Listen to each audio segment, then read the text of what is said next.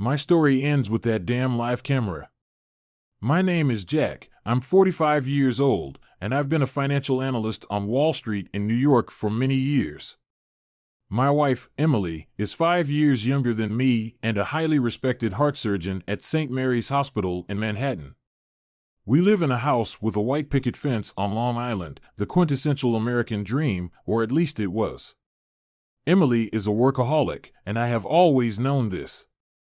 The operating theater is like her second home, and her patients are her family.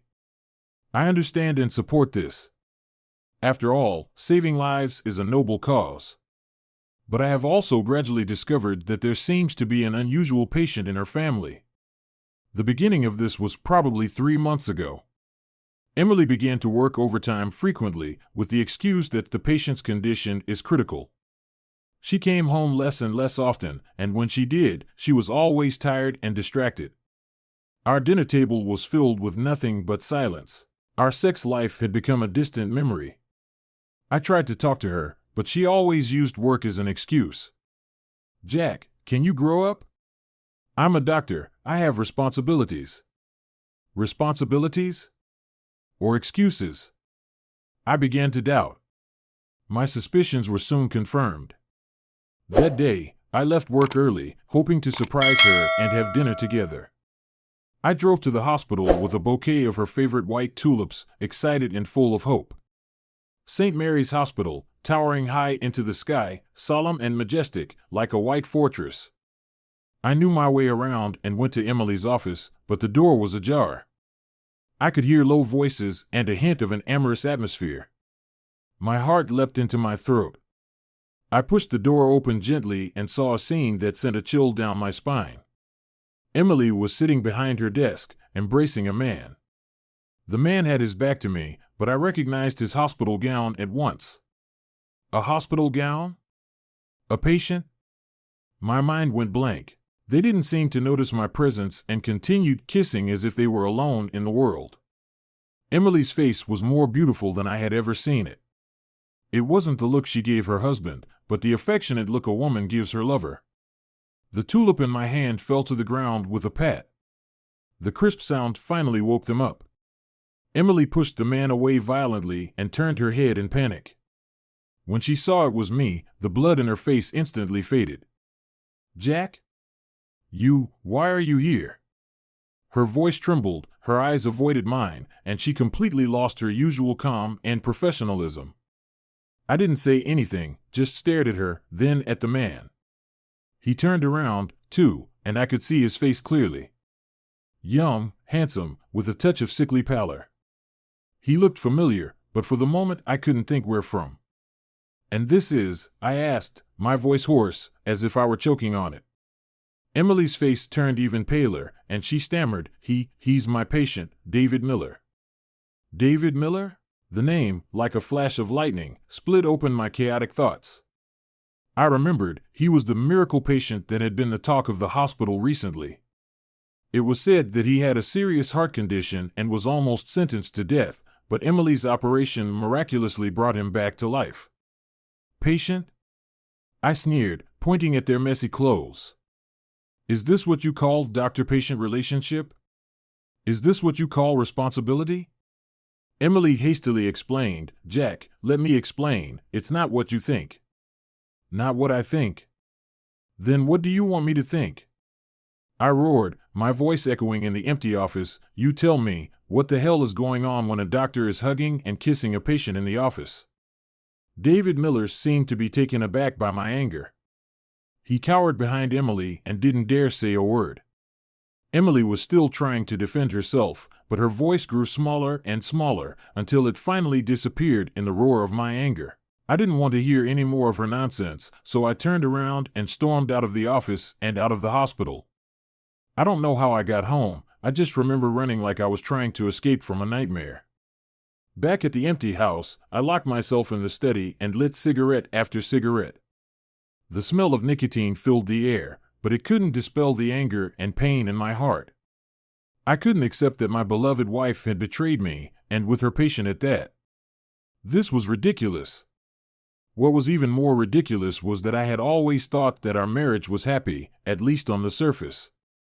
I began to recall the bits and pieces of our past. We met on the university campus, fell in love at first sight, and quickly fell in love. After graduation, we went to New York together and started working hard. I went to Wall Street and she went to medical school. We got married, bought a house, and everything went well. I always thought that we were a perfect match and our love was unbreakable, but now it seems that it was all just an illusion. Emily's heart has long since left me. After the anger, there was endless sadness. I felt like a clown, played for a fool by my wife and her lover.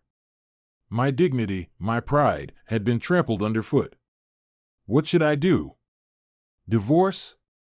Revenge? Or just pretend nothing had happened? My mind was in a complete mess, full of thoughts and no answers. Just as I was at my wit's end, my phone rang. It was my best friend, Tom. "Jack, where are you? Why aren't you at the bar?" Tom's voice was as usual hearty, not noticing my unusual appearance in the slightest.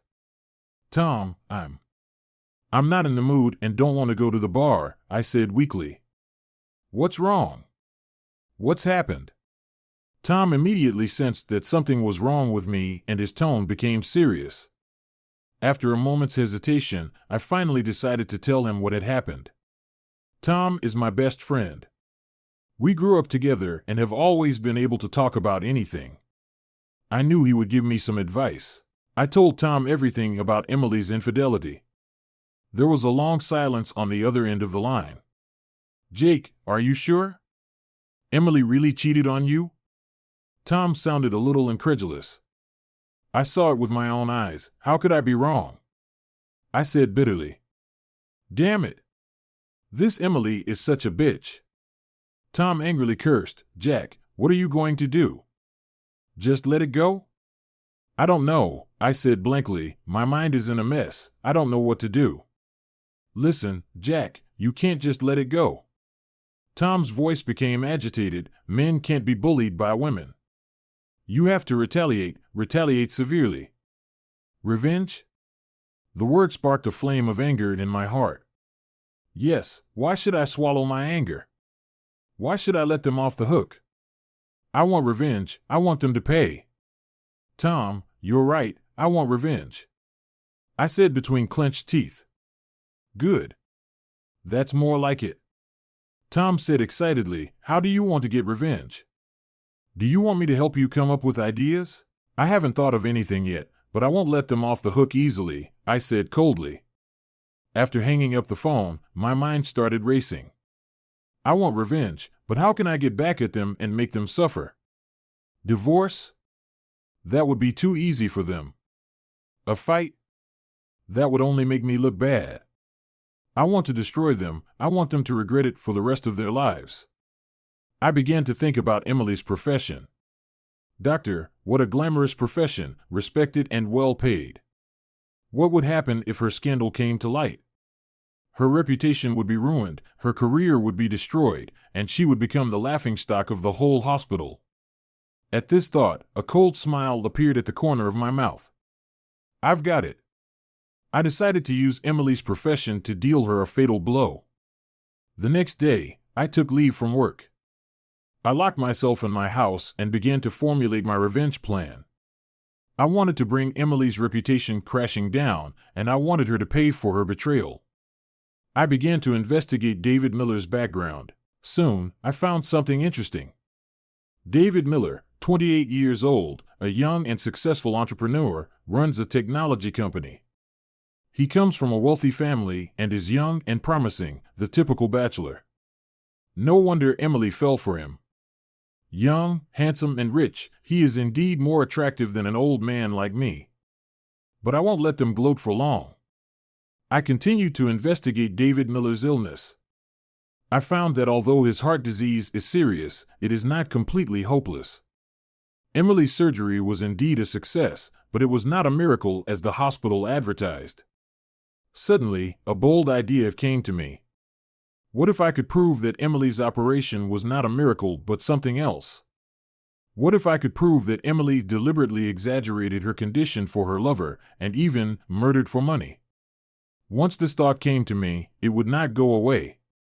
I began to collect information frantically, looking for evidence.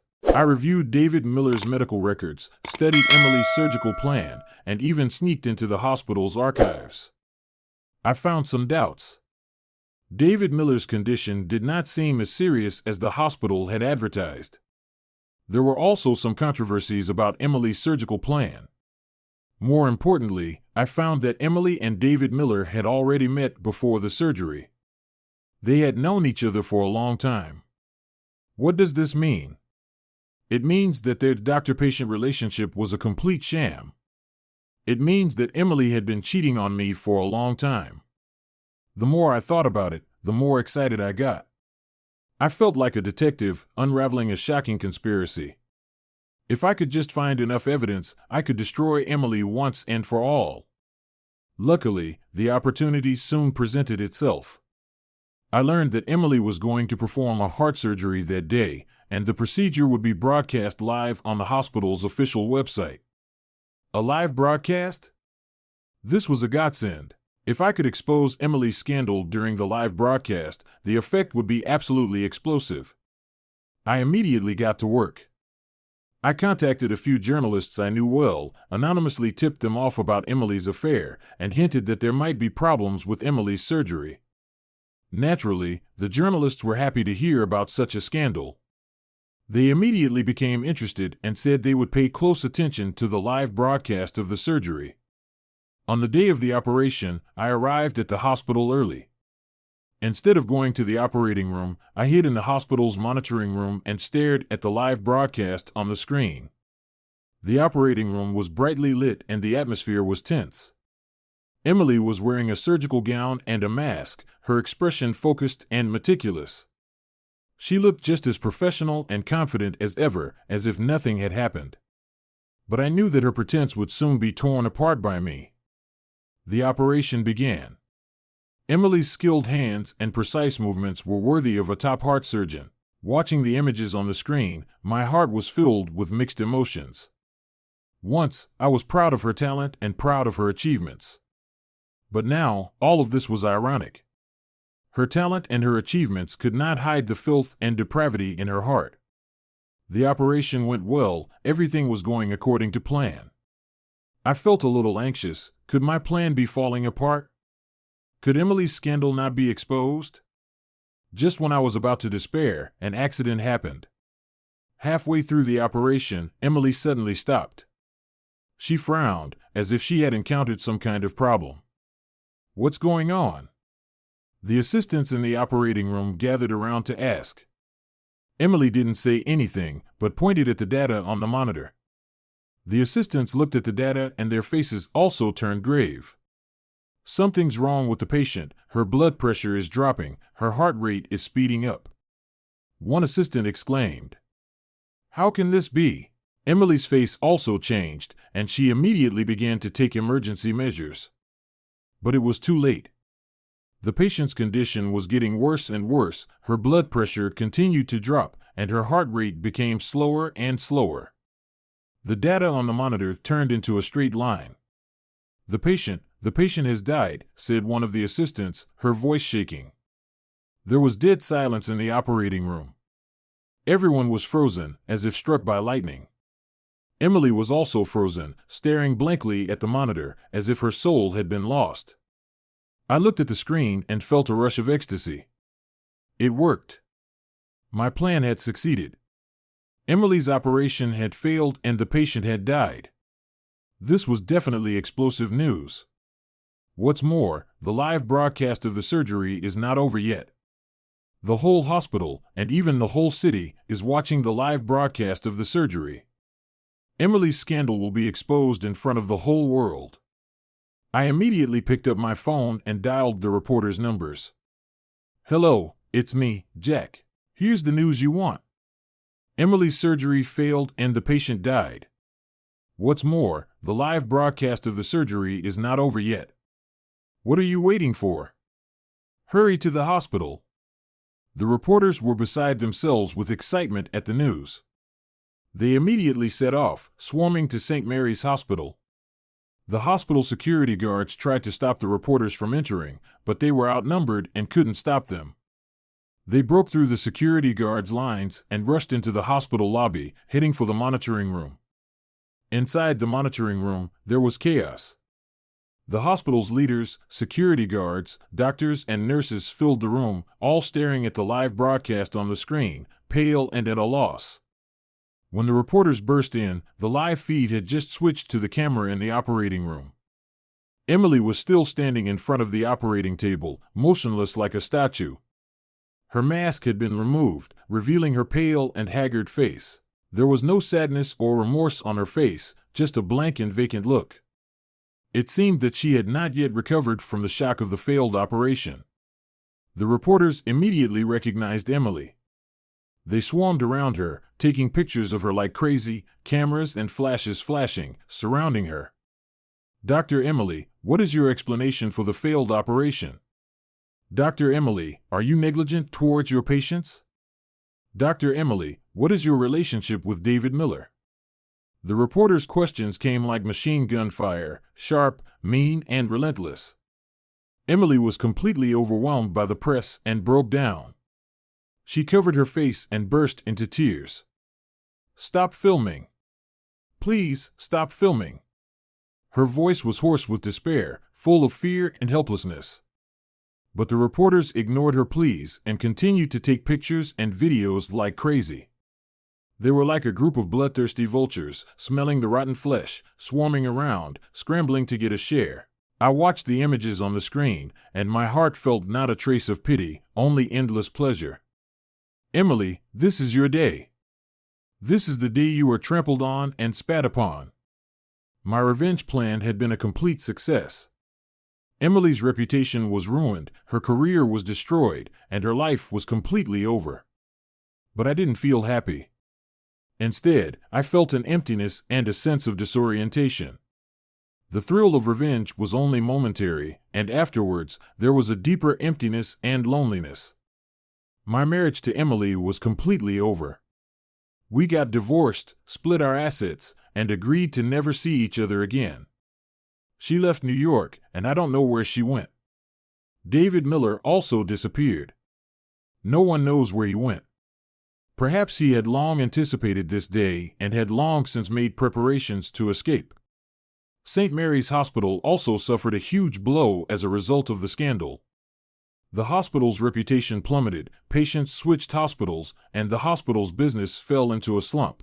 The hospital's leaders, in order to restore their reputation, had to publicly apologize and promise to thoroughly investigate the matter and give the public an explanation. But nothing could be undone.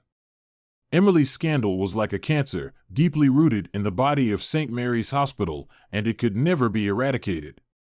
And I paid the price. Although my revenge was successful, I lost a lot. I lost my wife, my marriage, my family, and even my humanity. I became a vengeful demon, unscrupulous and willing to go to any lengths to get my revenge. I got what I wanted, but I also lost the good things I had. When I lie awake at night, I often think about Emily. I think about the sweetness we once had, the happiness we once felt, and the vows we once made. But nothing can be returned. Between us, there is an insurmountable gap, a gap made of betrayal, lies, and hatred. I don't know what the future holds. I only know that my revenge has not brought me happiness, but only endless emptiness and remorse. Perhaps I was wrong from the beginning. Perhaps I should not have chosen revenge, but forgiveness.